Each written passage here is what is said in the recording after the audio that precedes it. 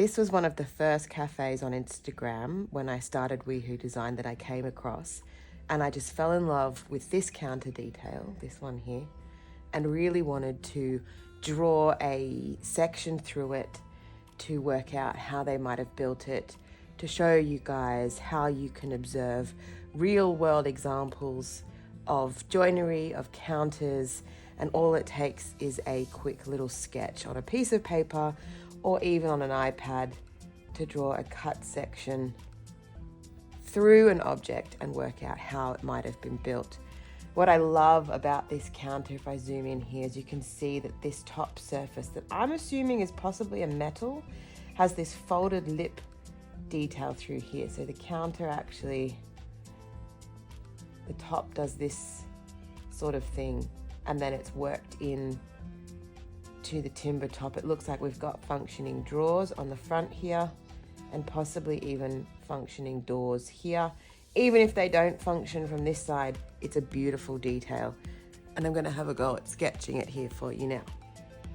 So I'm gonna zoom in on this picture down here, and what I'm gonna start with is looking at just drawing in this countertop. Probably started a bit low on the page, to be honest, but that's where we are. And I've just got a 3H pencil. I don't know if you guys can see that. The camera's way above my head. Just a 3H pencil. I like quite a sharp, hard pencil to do this with. You can, of course, draw in pen, whatever you are most comfortable with.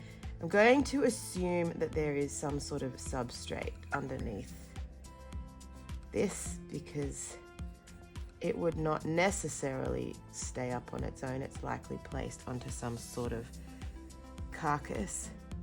And then what we have when we move into drawing the front, you can see that we've got these square extrusions, these posts. So I'm going to draw that in here, something like this, and send it down the page, just like that, where it has a little foot on it. And that's a good time to draw in my ground line through here. Now it is a bit blurry because these are only screenshots, so I'm going to zoom out a little. And we can see that coming back off that, and it meets at the top, we have a panel, and it's separated off the front. So it does something like this, and it's dressed timber, so I'm going to give it a different hatch to the substrate. I zoom back out again and zoom in on here. This, we've just drawn in this vertical and this panel here. It's got a beautiful little shadow line around it, but now I want to do this horizontal component that I'm going to assume is the same as that. So I'm going to draw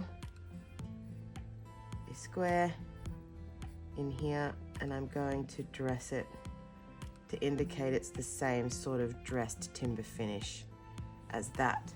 And we can see in this photo that this next panel down here is actually set back.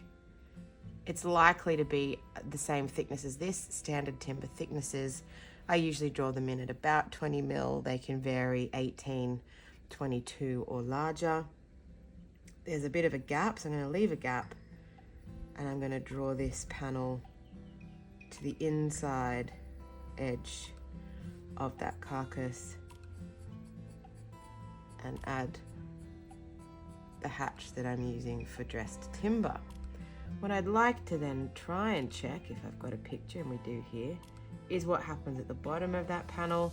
And you can see that there's no extra framework showing here. That panel just comes all the way down. Now what happens in behind that? It's quite difficult to tell from this. I've got no real idea what's going on in there, but there would have to be some kind of extra structure for supporting this countertop. And there is another piece of battening or spacing going on halfway through these these pieces, and so therefore I'm going to make the assumption that this might even have some sort of carcass like this, so some sort of substrate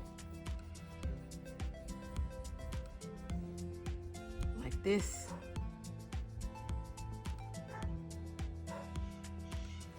It's supported on legs. We'll draw in a base piece through here.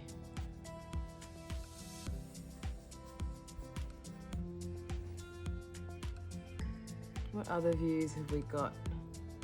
Not a lot. Which could have, just going to draw in at this end, the same kind of support structure. What we can see from this one is that that top goes all the way to the staff side edge. So I'm going to draw a leg support in here that has the little foot. And I would erase where that crossover there happens. And it might even have, it might be open joinery, it might have a door on it. I'm going to draw in an option with a door. If you speak to whoever owns the cafe or is working there, they might not mind if you want to try and take a couple of quick dimensions, but I can make some assumptions about this based on my understanding of dimensions in industry, and generally a work surface like this would be about 900 mil off the ground. You'd probably want to space your kicker. That looks like about 100. And then I can add in a few indicative dimensions. Here, this might be 150. This might be 50. And then whoever's good at math can do this faster than me. That's 900 minus 3. So we've got about 600 for that door front. It does look quite wide or quite deep. This counter, we could easily make the assumption that it's about 800 or 900 millimeters. I don't think it's quite a meter in depth here to here, but you know, it could be. I'm going to add a few little notes you can do just whilst helps to keep all the information fresh. I'm going to draw in a note.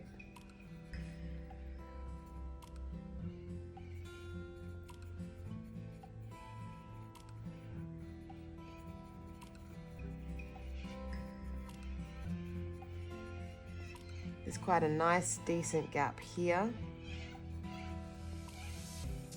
So because this is just my hand sketch, doing a few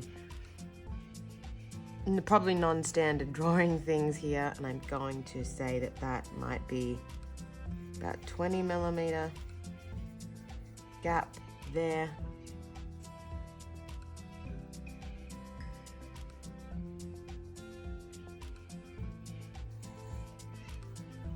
And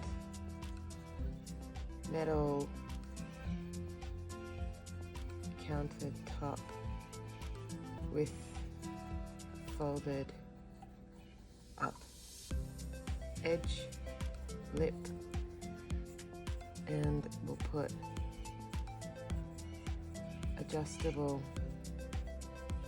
feet, front and back. And there we have